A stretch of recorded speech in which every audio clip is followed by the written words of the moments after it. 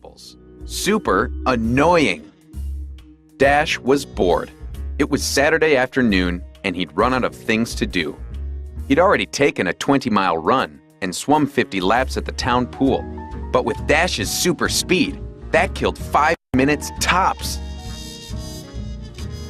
He was sitting in his messy bedroom on his unmade bed, wondering what to do, when his mother, Helen, walked by.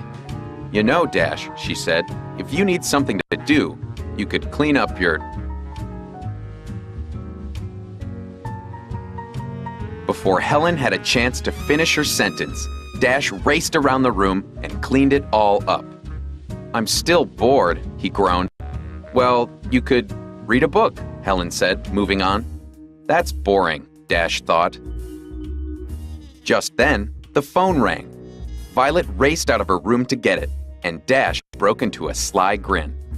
"Target spotted. Now this will be fun," he thought as he slipped across the hall.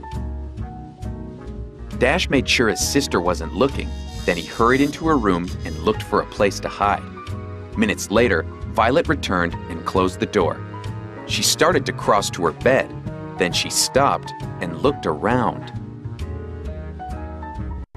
Things were not the way she'd left them. The bedspread was upside down, the lampshade was gone, her books had been moved, and her posters were rearranged on her wall. "Mom, Dash messed with my stuff again," Violet hollered. As Helen walked down the hall, a breeze whipped through Violet's room. Helen looked inside. "It looks fine to me, honey," she said. Violet's eyes scanned the room. Everything was back in place. Then Violet looked at the closet door. It was ajar. She walked over and threw it open and pushed aside her clothes. "Dash," Violet cried when she found him. "Get out of here, you little insect!" Dash jumped up, wearing some of Violet's clothes. "Look at me, I'm Violet. I'm in love with Tony Ridinger," he teased. Violet grabbed him and dragged him out of her room. "Stay out," she yelled, slamming the door. Dash dropped the clothes in the hall, spat out the front door, and snuck into the backyard. He stood on tiptoe to peer through Violet's window. "Yoo-hoo, Violet," he called with a dainty wave. Violet rushed to the window and yanked down the shade. As she sat on her bed, she felt something under her. "Ah!" she screamed. "Forget to lock something?" Dash said, poking his head out from under the covers. The next thing Violet knew, he was zooming around at such super speed that all Violet saw was a blur, kicking up papers and blowing the posters off her wall. "Dash!" Violet screamed. "Knock it off!"